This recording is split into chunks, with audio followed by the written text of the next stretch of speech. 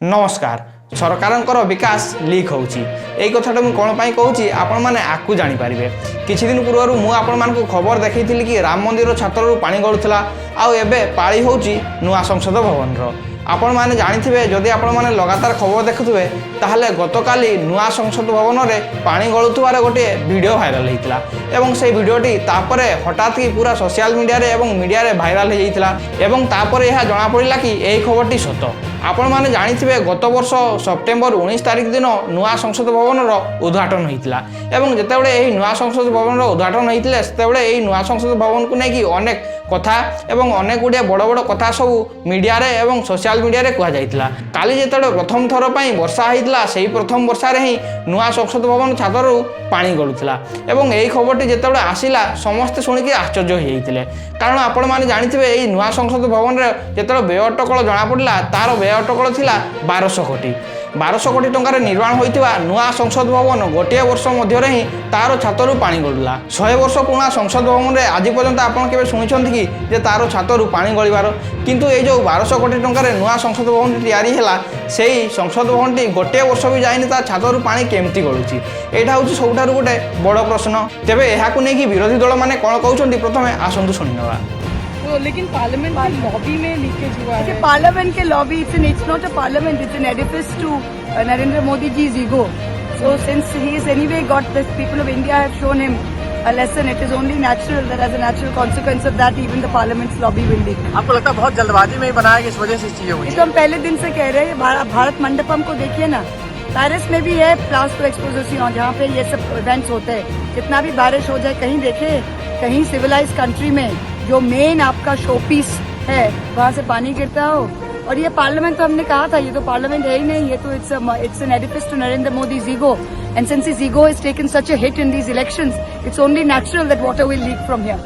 एक साल भी नहीं बीता कि लीक करने लगी। इनकी हर चीज लीक कर जाती है, पेपर लीक कर जाता है, एग्जामिनेशन लीक कर जाता है, पुल लीक कर जाता है, अब बिल्डिंग भी लीक कर रही। और अभी जब मैं आ रहा था तो मैंने देखा संसद लीक हो गई है, बाहर पेपर लीक होता है, अंदर संसद लीक होती है, हर जगह लीक हो रहा है।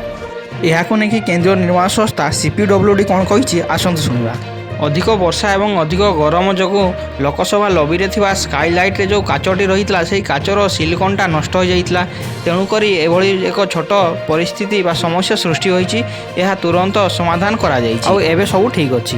केवल यही राम मंदिर बा नुआ संसद भवन नुहे या पूर्व आपण माने जानिथिबे जेतेबेले आम भारत रे G20 शिखर सम्मेलन होइतिला सेतेबेले दिल्ली रे भारत मंडपम नाम रे गोटे नुआ बिल्डिंग होइतिला एवं सेथिरे भी हजार हजार कोटी टंका खर्च होइतिला किंतु प्रथम वर्षा रे ही भारत मंडपम भितरे पानी जमा हो जाइतिला। जदि आपण माने लगातार खबर देखिथिबे ताहले आपण माने जानि पारथिबे एवं सेतकी नुहे मुंबई रे निर्मित होइतिबा भारतर सबुठारु लंबा ब्रिज अटल सेतु रे मध्य गोटे सप्ताह भितरे ता रास्ता रे क्रैक हो जाइतिला बा सेही रास्ताटा फाटी जाइतिला से खबर भी आपण माने देखि पारथिबे।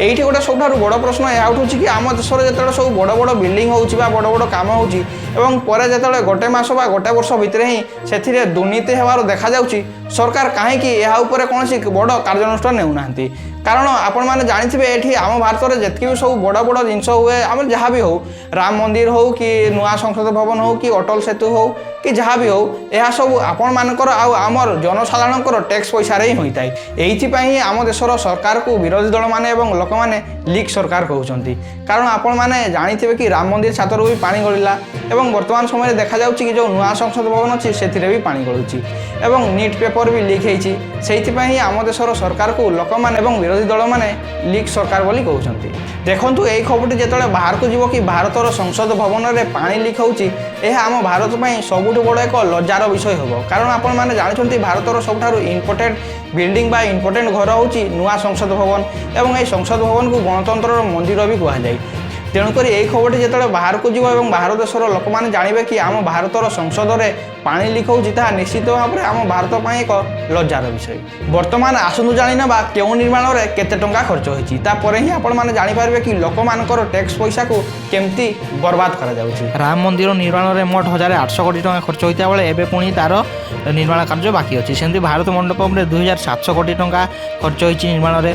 अटल सेतु मुंबई रे जेटा अछि सेटा 17840 कोटी टंका खर्च होइछि एवं आमर नुआ संसद भवन में 1200 कोटी टंका खर्च होइछि निर्माण में। ଦେଖନ୍ତୁ ଆମ ଦେଶରେ ବିକାଶ ହେବାର ଆବଶ୍ୟକତା ରହିଛି ନିଶ୍ଚିନ୍ତ ଭାବରେ, କିନ୍ତୁ କୌଣସି ଜାଗାରେ ଯଦି ବିକାଶ ନାମରେ ଦୁର୍ନୀତି ହେଉଛି ତାହେଲେ ସରକାର ଏହା ଉପରେ କଡ଼ା କାର୍ଯ୍ୟାନୁଷ୍ଠାନ ନେବାର ଆବଶ୍ୟକତା ରହିଛି।